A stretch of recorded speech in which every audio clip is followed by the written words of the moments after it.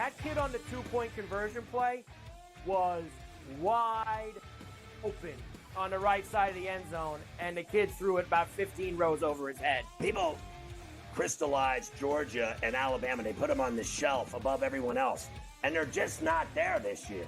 I thought the kid Beck was great on Saturday, but they barely beat Mississippi State, who is porous. Pharrell Coast to Coast, only on SportsGrid. Anyone that's been to a sporting event, the atmosphere before a game, I think Game Time Decisions has that same exact atmosphere. This is our arena. This is what we do. There is going to be an energy to Game Time Decisions that you will feel night in and night out. The excitement you get when you lock your bets in, when you're figuring out what you want to do, we can zone in on the biggest games each night. I want this to be the place that people come to before the games start so they feel as ready as possible to lock in their cards. We are going to hit every single one of those markets that you need to know about. We're going to go through every single thing, and I've got a great team behind me that's going to help me get the job done. There is not going to be a better place, I promise you, than Game Time Decisions to get that new information, react to it, and be able to then bet accordingly. We will have everything at our disposal, and we will use that to our advantage. I'm Kevin Walsh. Tune into Game Time Decisions from 6 to 8 p.m. Eastern on SportsGrid.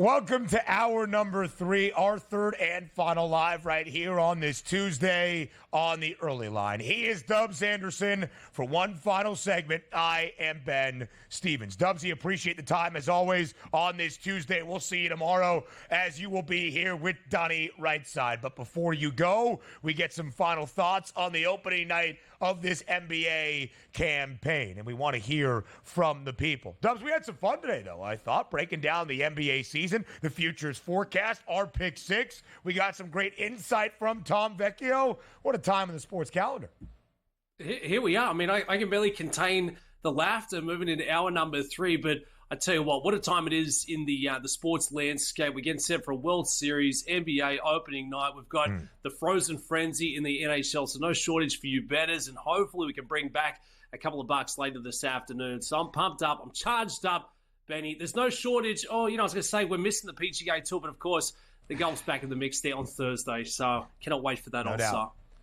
PGA Tour always there. Fall Series, it does not matter. Front and center. All right, Dubsy, let's hear from the people on this opening night of the NBA season, where championship banner number 18 will hang tonight inside TD Garden, of course, for the Boston Celtics. And it might not just be championship banner 18, 19 could be on the horizon, at least according to the odds makers. The C's enter this year as a very short favorite to win the Eastern Conference crown and a second consecutive Larry O'Brien trophy. But are the people buying in betting these short numbers? That was the question to all of you in Fade the Public.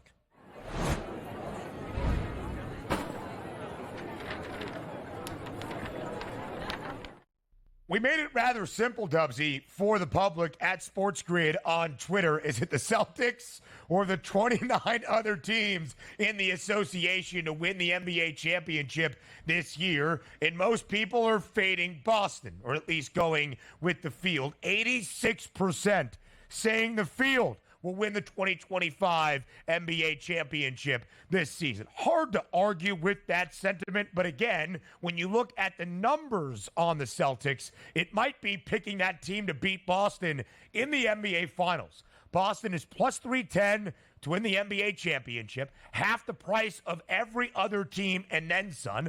OKC, second best number at plus 650. The Celtics are plus 150 to win the Eastern Conference crown, nearly a third of everybody else. The Knicks have the second shortest number at plus 370. W, that's why we asked Celtics versus the field. The public going heavy with the field. Are you fading the public? No, I mean, I've gone with the Celtics here. Call it chalky. I know it's a short price, but I really do think the class is going to prevail, and they certainly have the best roster coming back in for the team that went on to win the chip there last season. I think they're playing with confidence. They've got youth on their side.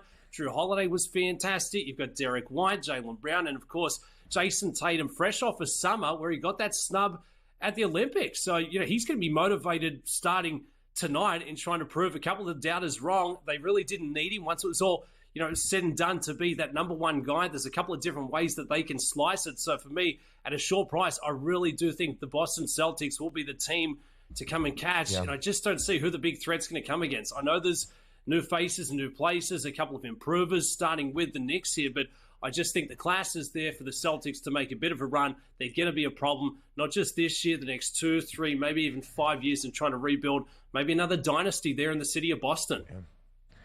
Dubsy, when you look at the numbers, right, not enticing from a futures perspective to bet it here at the end of October to hope by the time we get to the middle of June, you can cash a plus 150 or plus 310 price to win an NBA championship. To hold on to that without a ton of value or plus money hit does not seem to be overwhelmingly enticing to the public. But again, there is reason for it. I think Boston, at bare minimum, will play in the Eastern Conference Finals, as they have for 4 times in the last 5 NBA seasons, looking to make it 5 of 6. You heard from Tom Vecchio. He believes the Celtics somehow might be even better and more efficient this season. And again, from the odds outlook, it's not like you can point, all right, hey, that team's got value. The way the NBA works, the path that you can paint for top contenders in both conferences, it seems like, especially out east, it runs through Beantown. And if Boston is going to be there, the plus money prices, albeit super short right now, could transition to even money, minus money, by the time we are even through with the regular season. I made the point, as I shared, I bet Boston at plus 220 to win the NBA championship near the end of March last year, because I kind of looked at the path and said, Boston has such an overwhelming lead for the top spot in the Eastern Conference and the best mark in all of the association. They are going to be a minus money favorite come the playoffs, come the opening round, come the second round. And sure enough, they were. And by the time we reached the NBA Finals against Dallas, they were greater than a $2 odds-on favorite with a minus in front of the price to win the NBA championship.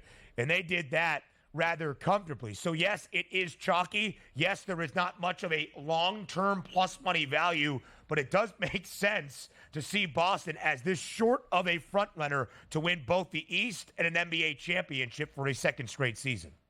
Yeah, and their biggest threats also coming out of the Atlantic Division there with the Knicks and the 76ers.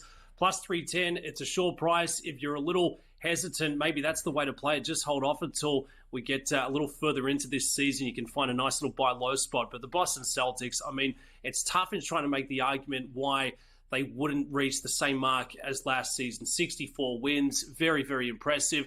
I guess night in, night out, it's always going to be tough when you're the reigning champs. Everyone's going to get up, especially when you go into their building and trying to take you down. But you just look at this starting 5. It's well balanced. The glue guys showed us that they can step up in the clutch when it's all said and done there. And for Jason Tatum, one of the superstars in the association, he's also shown a lot of maturity. He can show that he doesn't necessarily have to be that scorer night in, night out. And for me, that's really tough in trying to, build a defense against this. So I think the Celtics class will prevail. Once again, once it's all said and done, they're going to be right there in the thick of it. And I just feel like a couple of these other contenders that we saw last season, notably in Minnesota, OKC, I think they could struggle to set the same mark in which they overachieved for last year. So I think there could be a bit of regression from some of the other big teams, but I do think the Boston Celtics taking, I guess, that final step to achieve that goal that they got out last year, I think that only builds confidence in that locker room and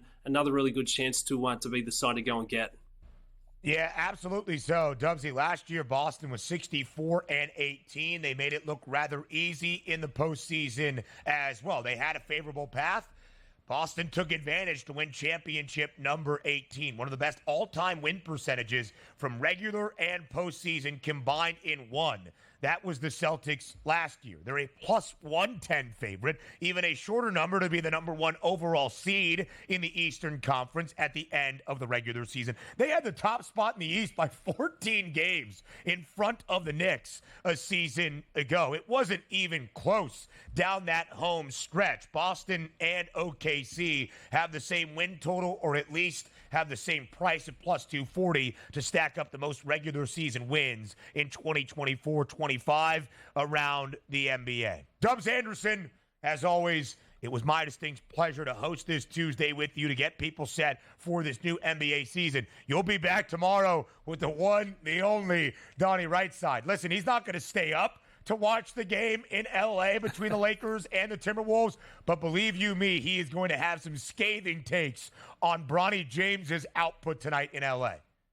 It's always a blast watching you two chop it up early in the day here on the grid. And Benny, absolute pleasure. Spend the last couple of hours. Cannot wait. Opening night tonight. I'll call it. Celtics get the cover. Bronny gets his first basket. Not big on the Lakers' chances for this season, but it's opening night. LeBron James finds a way, especially in front of the young fella there. Cannot wait. Bring it on. Wow. Maybe I'll go sit courtside. I'm looking for tickets if you know anyone. Maybe get out there. Dubsy, we'll see you tomorrow. Craig Mish joins us up next.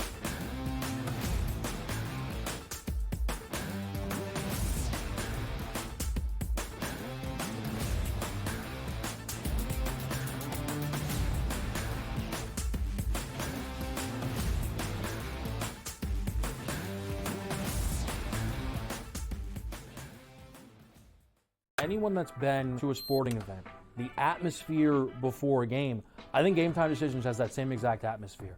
This is our arena.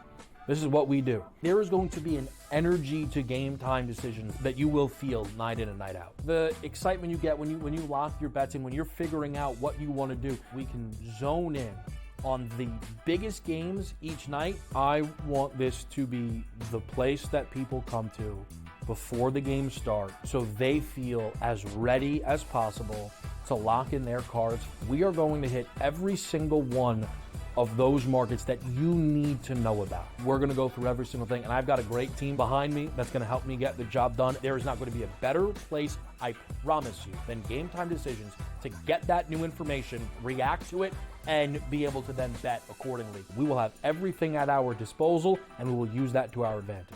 I'm Kevin Walsh. Tune into Game Time Decisions from 6 to 8 p.m. Eastern on SportsGrid. Your gut says Miami is going to win, and you should take the over. Your gut also said your NFT selfies would only go up in value. They didn't. But your head is on SportsGrid and knows the QB is in concussion protocol. The backup has a 45 QBR against the zone coverage. The New York D has the most sacks in the league. So yeah, trust your head. It's smarter to be on SportsGrid.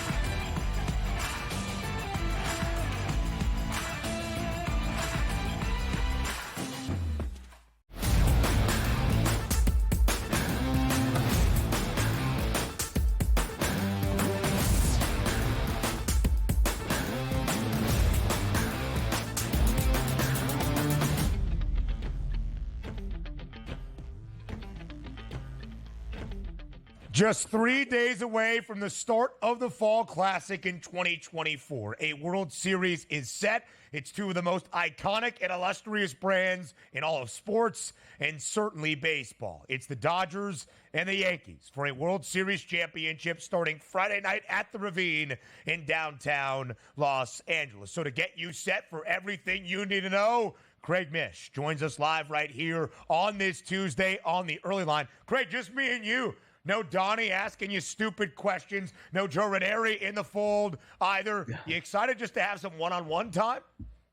That's what I was waiting for, in honor of the NBA coming back tonight, one-on-one, me versus you, me throwing a shot up, you blocking it. That's the way that I saw it going down. I actually disagree with that sentiment. I feel like we're more teammates. We're running a little bit of, two-man ball, pick and roll. Maybe I throw you the hoop. Craig comes in, slams it down. I do. And I feel like if it was Donnie playing, he'd throw us like a hoagie at me, during the game. So it's good that he's not here today. Hope he's sleeping. I mean, that's very good stuff. All right, let's get set for this World Series and the baseball that we have on the horizon. No, it was a good bottom chum. And now we're going to touch them all, Craig, and around them all. It's time, once again, our first ever rendition of a World Series edition of the Daily Bases.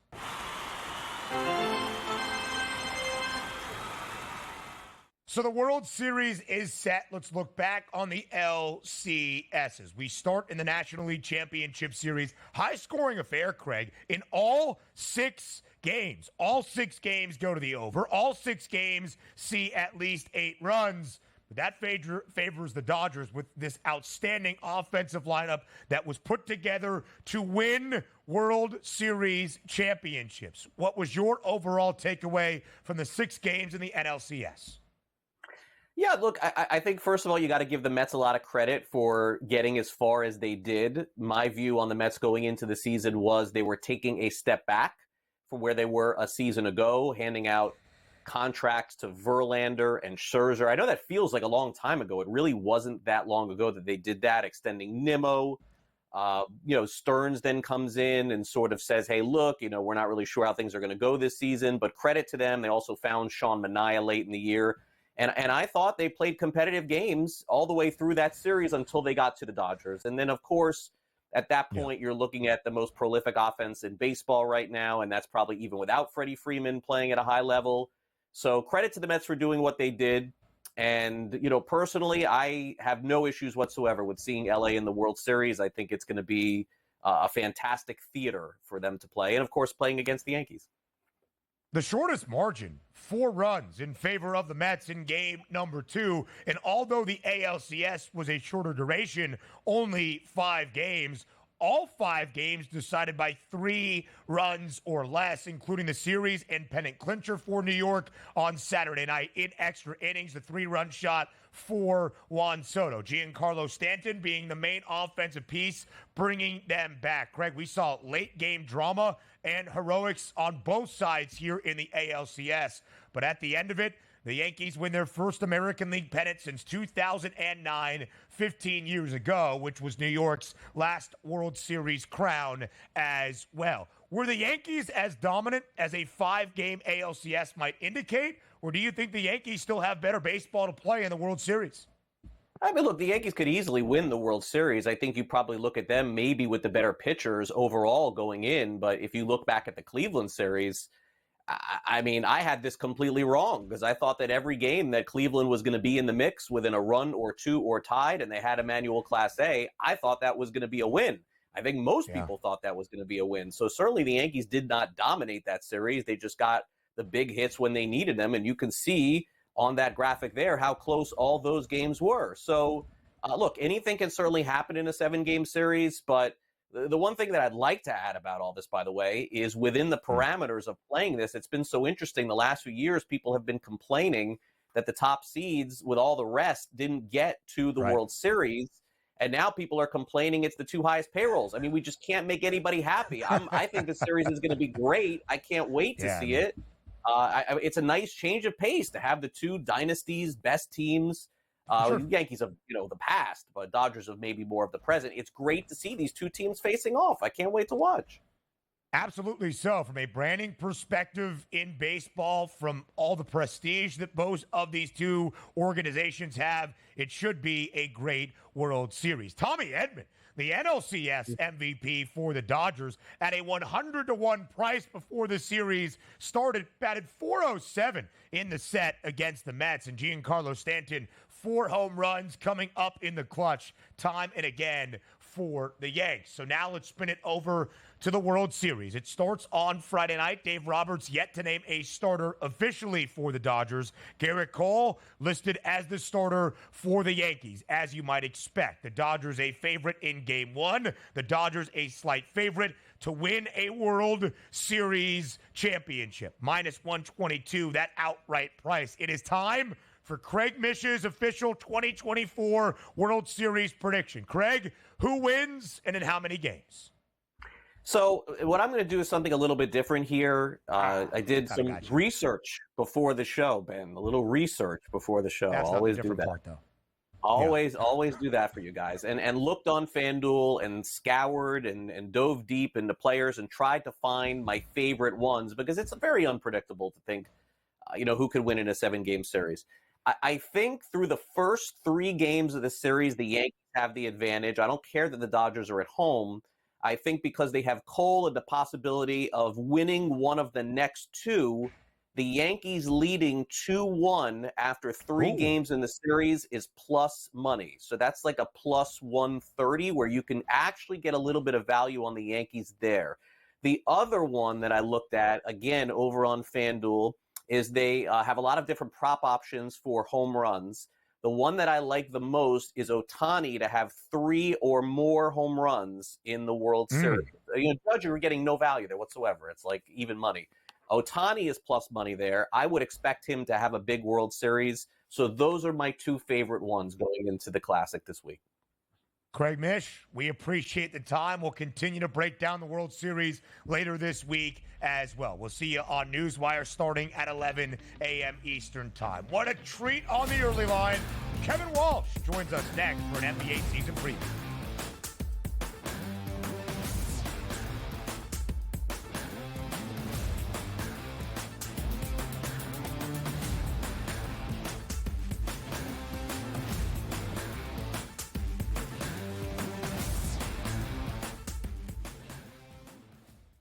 Anyone that's been to a sporting event, the atmosphere before a game, I think Game Time Decisions has that same exact atmosphere. This is our arena.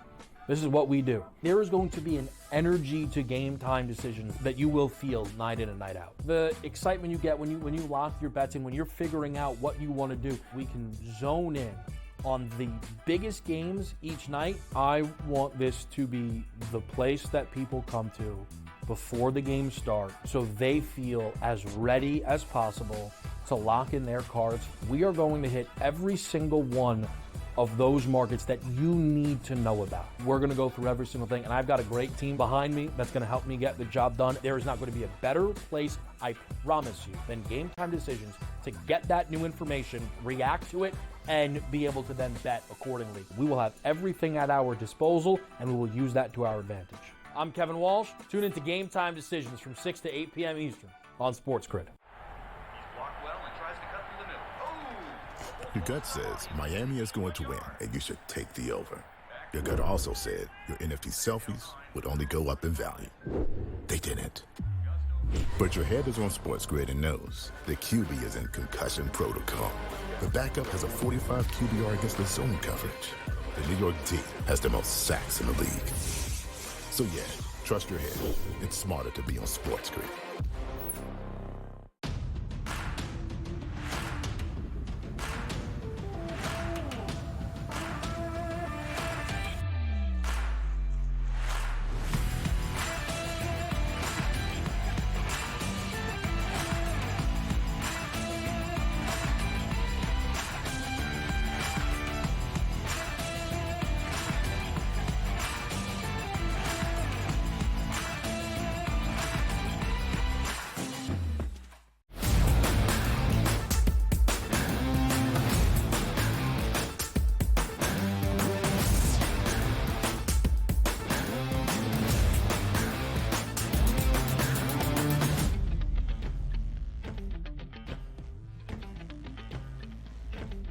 Now, this is a treat. This is a throwback. This a reunion. Yes, we see each other every Saturday. We sit next to each other. We oftentimes hold hands to get you ready for a Saturday in college football. But us together for a long portion of a morning show, you got to go back to the days of the early after. Kevin Walsh, old K-Dubs, joins us here on the early line to set the stage for a new NBA season that, of course, tips off tonight in 2024-25. Kev, as always, thank you sincerely for being here. You were working late last night. You're working tonight to get people ready for this new NBA campaign. I sincerely mean this. We appreciate the time.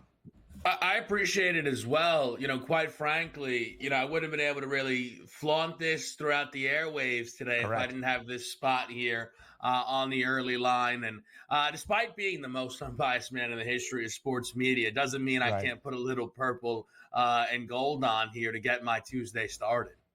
Yeah, you certainly can. You certainly have. And we will talk about the Lakers hosting the T-Wolves and the nightcap of our doubleheader on opening night. But of course, Kev, we start big picture and then we break it down step by step. Let's look at those NBA title odds entering this new year. And we start at the top with the reigning champs, the Boston Celtics, plus 310 before a single minute of NBA regular season action has even began, plus 310 for Boston. The reigning champs are half the price of everybody else in the association. So, Kev, let's start with the C's. Is the price justified? Do you believe it is cashable at the end of this season? The Boston Celtics, you could argue, are on a tier of their own. There is no team who has done more and feels safer, right? Oklahoma City is kind of viewed in that similar tier. That team has only won one playoff series together. I think the 76ers roster is just as good as Boston's, except I have no confidence that the 76ers roster will be ready to go when the playoffs are getting underway. You can justify Boston's number, but I can't bet Boston's number. That Celtics team has never really been for me, and it's hard to win 60 games in consecutive seasons. A lot has to go right. And the Celtics last season didn't have outlier health luck. They had everybody play about what you would anticipate. And that includes Kristaps, who missed a ton of games. Well, guess who's not playing tonight? Kristaps. Because Kristaps' thing is now missing a ton of games. So the Celtics are deserving of the title, best team in basketball, but it doesn't mean I have to run to the window and bet their numbers. So let's go to the other prices then. As you see it there, OKC, second shortest number at plus 650. And Kev, after that, the next 7 prices separated by $7.50. If you include the Suns at 20-1 to round out the top 9, we've got a group of teams jumbled, separated by just about $13.50. That is not a ton of big plus money value, but where do you see yourself potentially diving in? So the Dallas Mavericks is what jumps off the page to me. I actually kind of went into my preview process not thinking I would be on Dallas. I mean, Ben, you see how I work with the college football slate. I kind of carried into everything, right? Buy low, sell high. Buy low, sell high. Wow, I bought low on Dallas last year. Time to sell high. Nope, keep buying. Keep on buying. I love this roster. Jason Kidd, by the way, who people said was a terrible head coach, has been to the conference finals 2 of his 3 seasons with the Dallas Mavericks. Jason Kidd is continuously producing good defenses. And I think one of the biggest things the Mavericks did, it's not bring in Klay Thompson, it's now bringing in P.J. Washington and Daniel Gafford for full seasons and getting Derek Lively, who has some juice potentially in that most improved player market for his sophomore season, while having one of the 4 best players in basketball in Luka Doncic. I look at Dallas at 11-1, and that is a number that I can absolutely get to. You look at the Western Conference odds as well, Kev. It is tight at the top. The Thunder, the favorites at plus 310. The T-Wolves and the Nugs tied for the second best prices at 5-1. And those Mavericks just a $0.50 behind at plus 550. Quickly back to the Eastern Conference. Boston, the very short favorite. We know that. Who do you believe is the second best team in the Eastern Conference as of this moment? When healthy, it's the 76ers. The best value on the board in the East belongs to the team that finished second in the East last year, the Indiana Pacers. Tyrese Halliburton, one of the most impactful players in that conference. A lot of youth going to get better. Bet a guy I know you like, Jarace Walker, this season from Houston, can play a big role. Oh, now. Jerace, not to be confused with Jairus. Don't forget about it. We have MVP conversations next.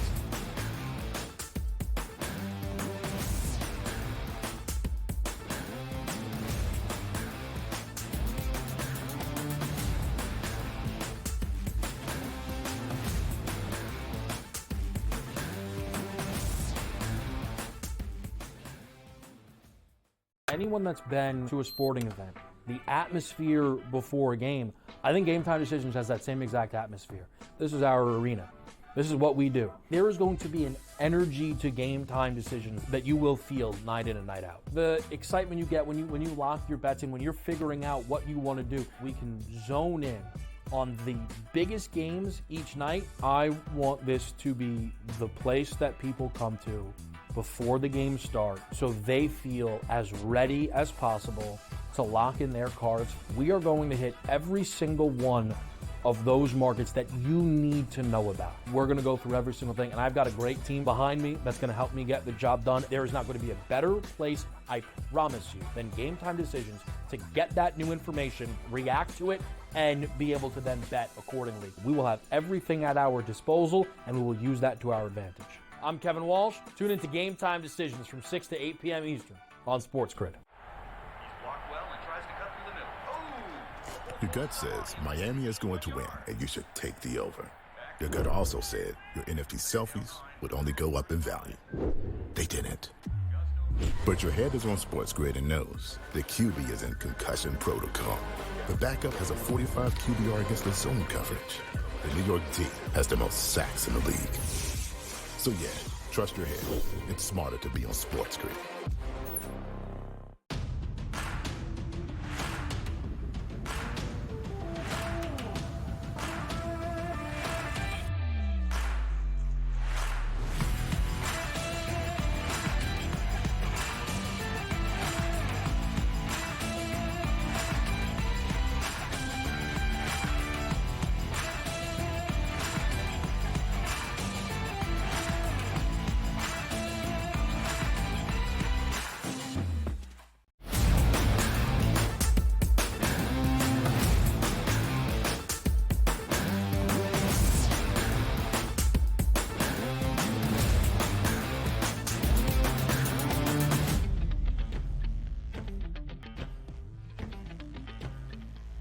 From the teams and the championship and conference title prices now to the individuals, as it's a tangy Tuesday. Live right here on the early line, a tangy Tuesday ahead of an NBA season that tips off tonight. First in Boston, it's the Celtics and the Knicks. And then out in L.A., the Bronny James era begins with the Lakers hosting the Timberwolves. We will talk about the doubleheader in just a moment. But Kev, MVP odds are up. Luka Doncic enters this 2024-25 NBA campaign as the preseason favorite to win the Most Valuable Player award, followed by OKC's Shai Gilgeous-Alexander, and then the guy that has won 3 MVPs in the last 4 years has that third best number at Nikola Jokic. We see Giannis, we see Anthony Edwards rounding out the top 5. We'll get to some other prices that you like in just a moment. But the top of the MVP odds, how do you think it all shakes out?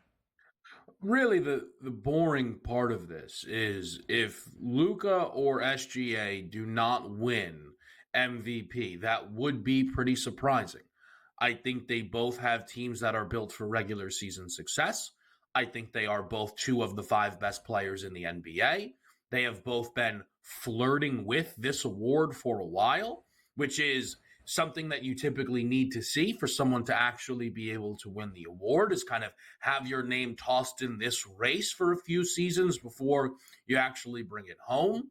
And I think for Doncic and SGA, they are the rightful favorites. You know, a few times now we've done the, Jokic can't win it again thing. And, it just keeps winning the award.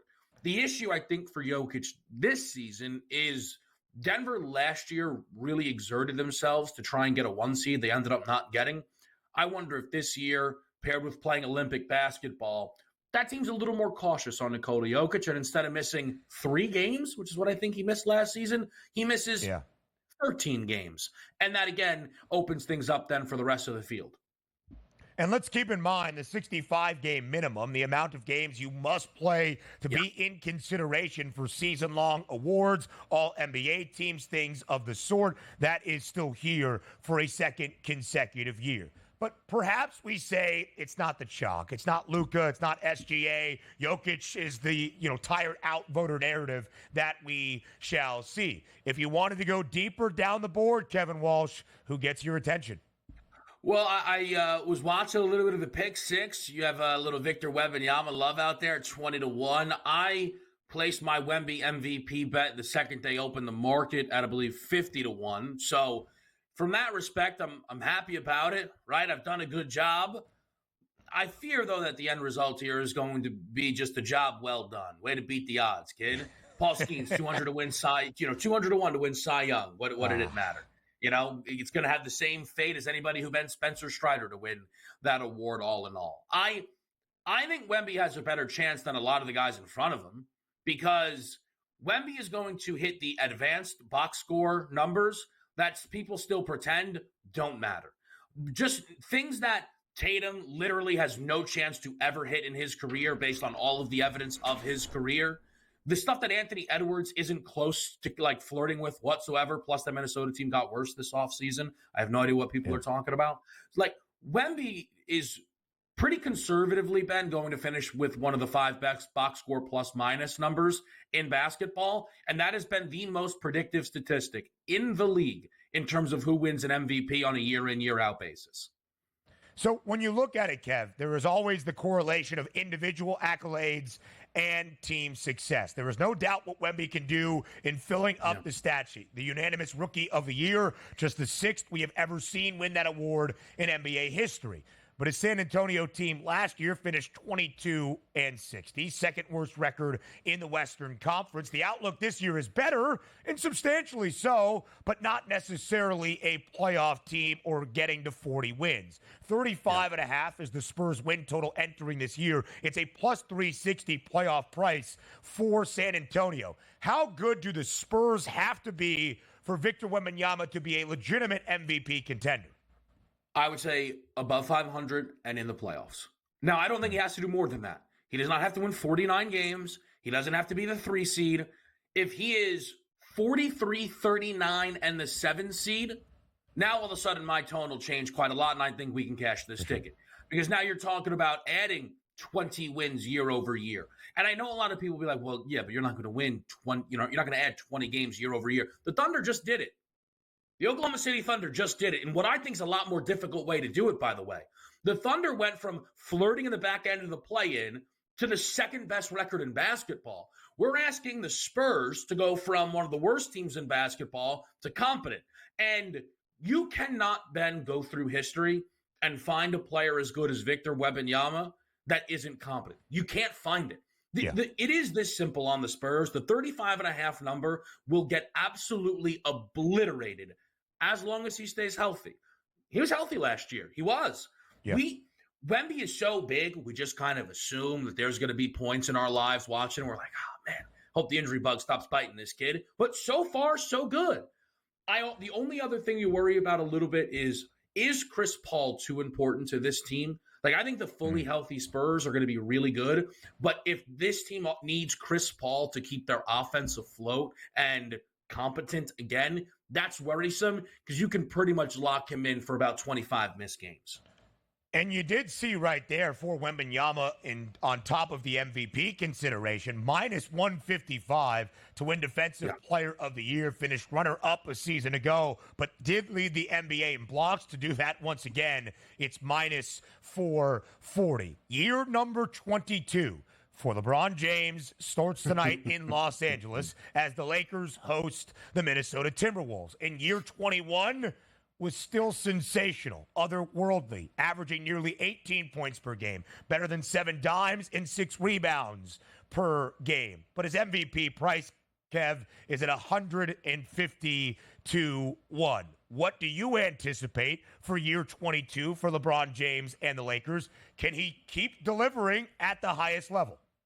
There has truly been zero things that suggest LeBron won't be one of the 10 best players in the NBA.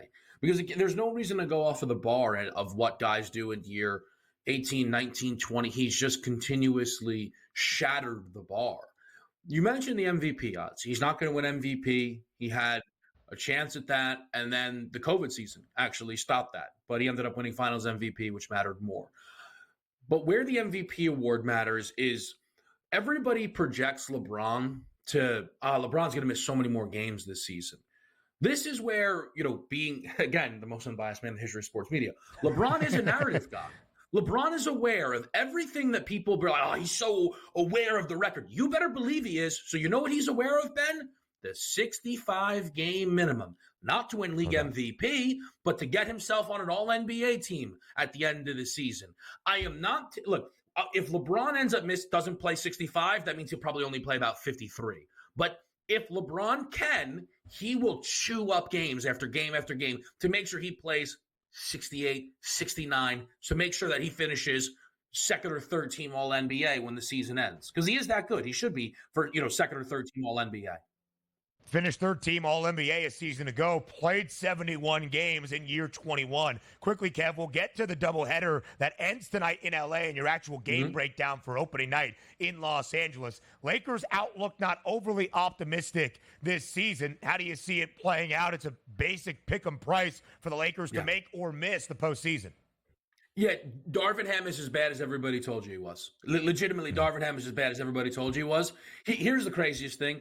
Rui Hachimura, when the Lakers started just Rui Hachimura, no other qualifiers, they won at a 54-game pace, and yet he only started 39 games.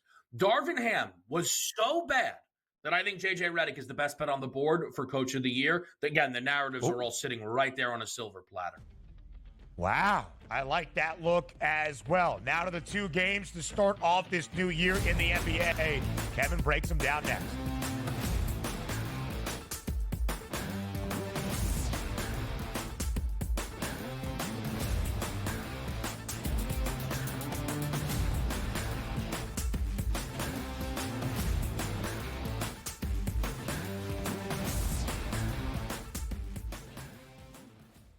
Anyone that's been to a sporting event, the atmosphere before a game, I think Game Time Decisions has that same exact atmosphere. This is our arena.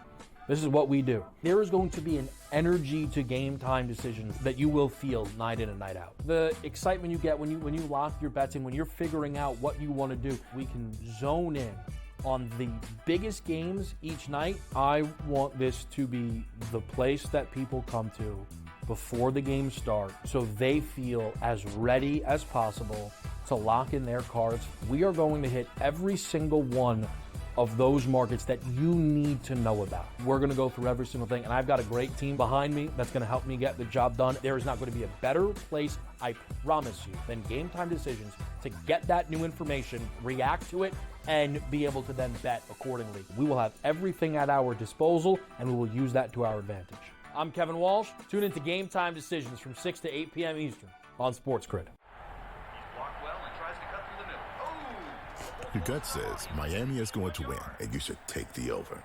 Your gut also said your NFT selfies would only go up in value. They didn't. But your head is on SportsGrid and knows the QB is in concussion protocol. The backup has a 45 QBR against the zone coverage. The New York D has the most sacks in the league. So yeah, trust your head. It's smarter to be on SportsGrid.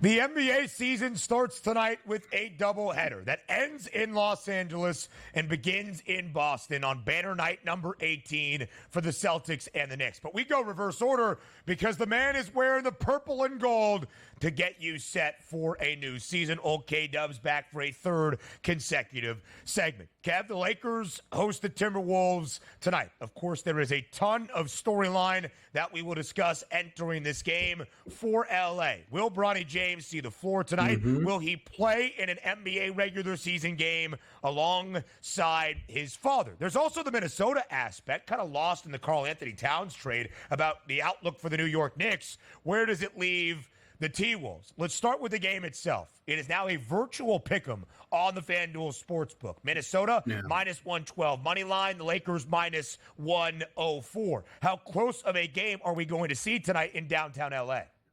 So I think it certainly can be competitive. I think the Lakers are a better basketball team.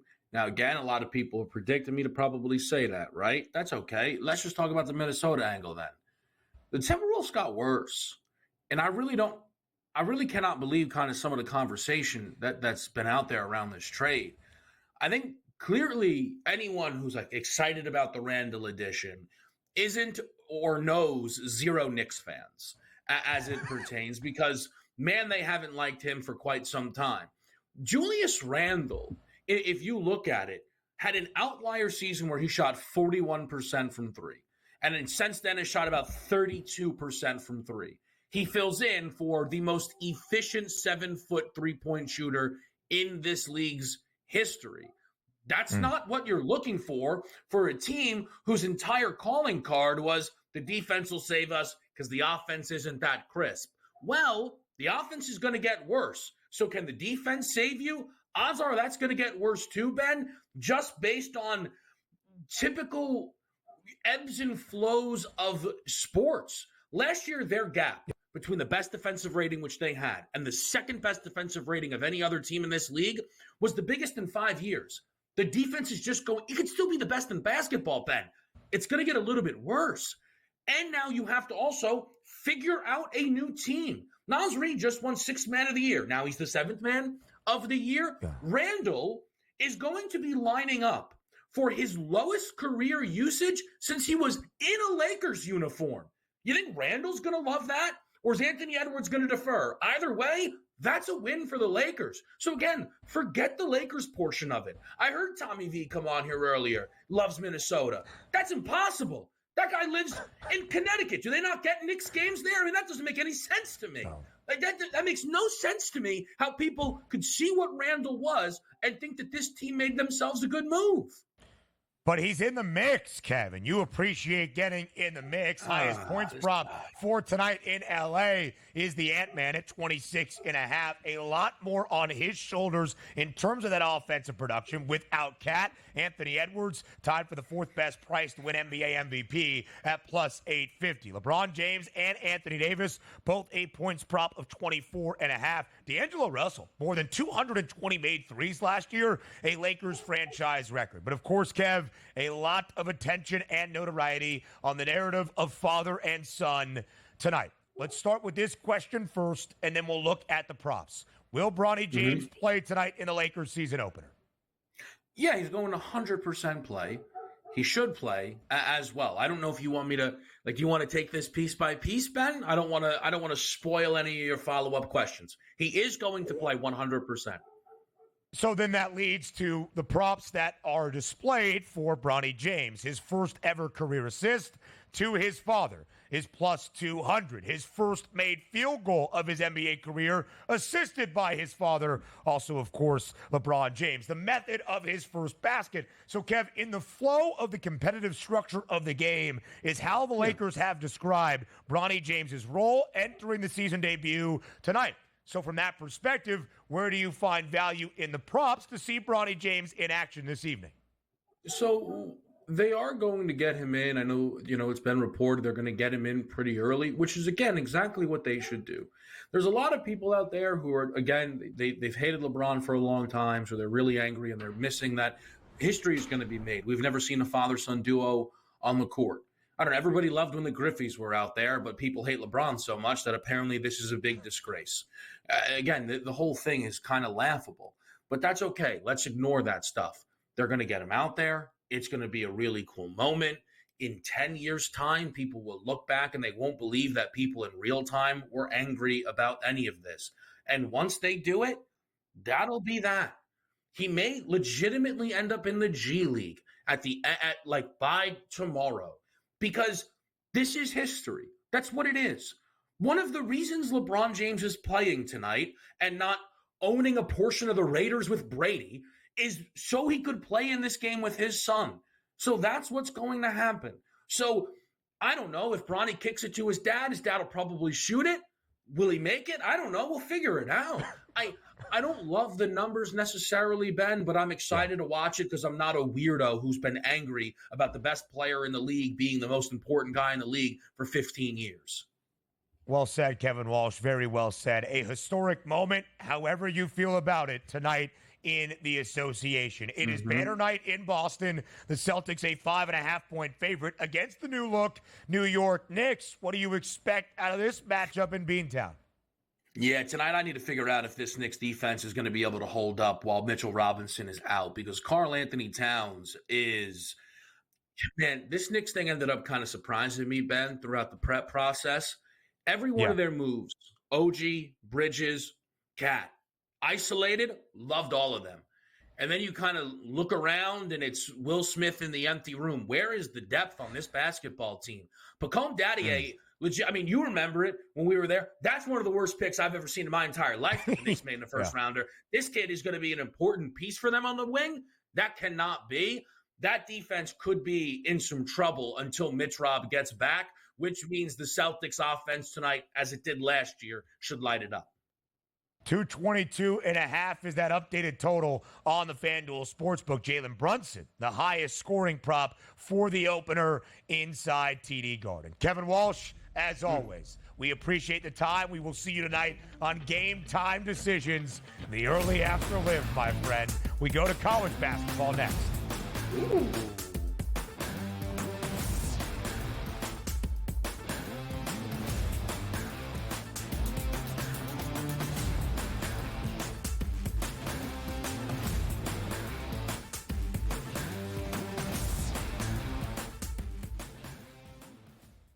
Anyone that's been to a sporting event, the atmosphere before a game, I think Game Time Decisions has that same exact atmosphere. This is our arena.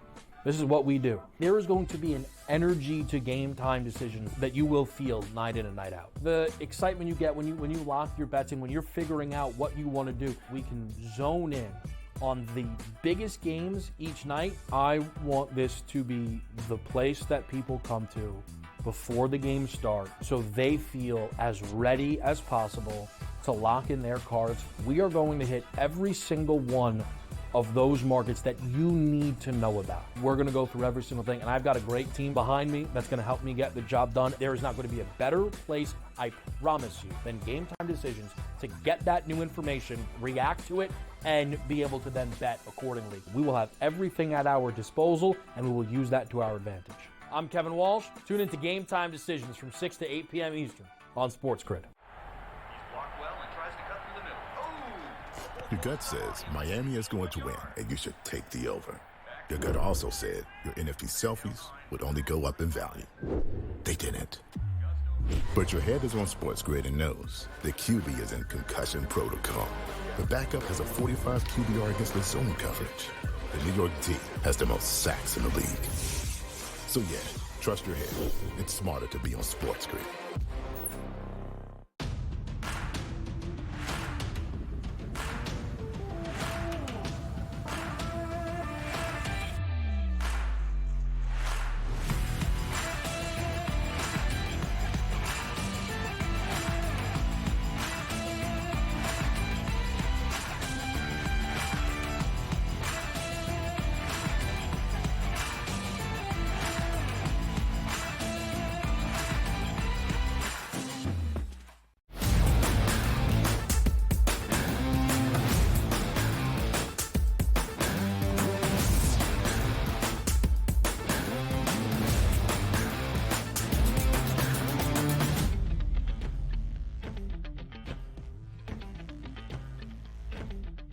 National championship odds for men's college basketball on the horizon, less than 2 weeks away. The NBA season tips off tonight. The men's college hoop season 2 weeks from yesterday on a Monday in November. And it's really interesting when you look at the AP Top 25, the preseason poll for this season in men's college basketball, and compare it to how the odds makers feel about the outlook of this campaign. Duke checks in at number 7 in the AP poll. Pretty high ranking, right? A lot of new faces this year in Durham for John Shire. That's intriguing in itself. But a lot of very talented freshmen led by Cooper Flagg take the mantle for the Blue Devils. So maybe the AP poll doesn't believe in projecting out. That's exactly what odds do. And Duke has the best price entering this year to win a national championship at plus 950. The only number that is shorter than 10-1. However, it's a new era of college basketball, sure, and 5 of the 18 highest recruits in the 2024 class make up this outstanding, historic, and sensational Duke freshman class, again, led by Cooper Flagg and plenty others. But we know that come March, at least in recent memory, freshmen give way to veteran experience. And there is a lot of that in college basketball with how things are now structured. For instance, let's go to the 2-time reigning college basketball champions. That would be Dan Hurley's Huskies. Yes, a lot of new faces once again. Donovan Clingan is in the pros. Stephon Castle is in the pros. Alex Caravan, though, is back for this UConn team, and a talented freshman class and transfer portal class for Dan Hurley as well. I said let's go to the 2-time defending college basketball champions to show that price, because although they are looking to win 3 straight for the first time in a very long time, they do not have the best price. They do not have the second best number. It is that 4th best price at 11-1. And again, UConn has not just been good. UConn has been dominant, especially in non-conference competition. They have won 12 consecutive games in the NCAA tournament, every single one by at least 13 points. The average scoring margin is ridiculous. It is historic. That is what Connecticut possesses, even with new changing faces on this Connecticut roster. And believe you me, the fact that Connecticut is not the number 1 team in the country entering the year, either in the AP Top 25 or the preseason odds, Dan Hurley has already made note. He will find any small, minuscule edge to take it as slander against his team, and that will be what he uses. I think UConn's going to be there at the end of the road, despite a tournament we crown as madness being exactly that.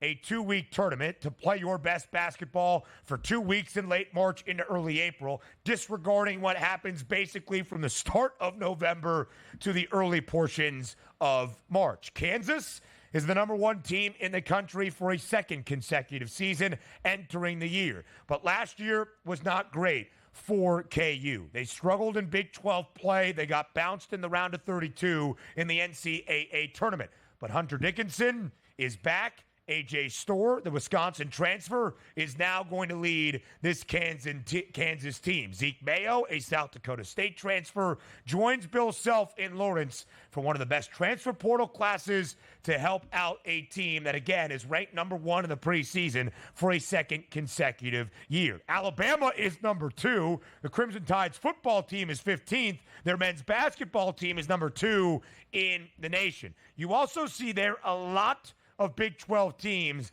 in the top 10 best prices to win a national title. Houston, Kansas, both 10-1. Iowa State, 5th ranked in the country in the preseason AP poll, 16-1. Arizona, now a Big 12 team at 25-1. Gonzaga remains in the WCC for a few more seasons. A lot of SEC as well. Janai Broome is a preseason AP All-American. He plays at Auburn. Mark Sears, also a preseason AP All-American. He plays at Alabama for Nate Oates. Not a lot of Big Ten teams involved in the 10 best prices. As you see, Purdue is the highest ranked Big Ten team in the AP poll, checking in at number 13. And I've said it once, I'll say it again. Keep an eye on your family, your religion, and Rutgers basketball in Piscataway with Dylan Harper and Ace Bailey expected to lead the Scarlet Knights to a historic season. The early line is back tomorrow, Wednesday, 8 a.m. Eastern Time, here on the Grid.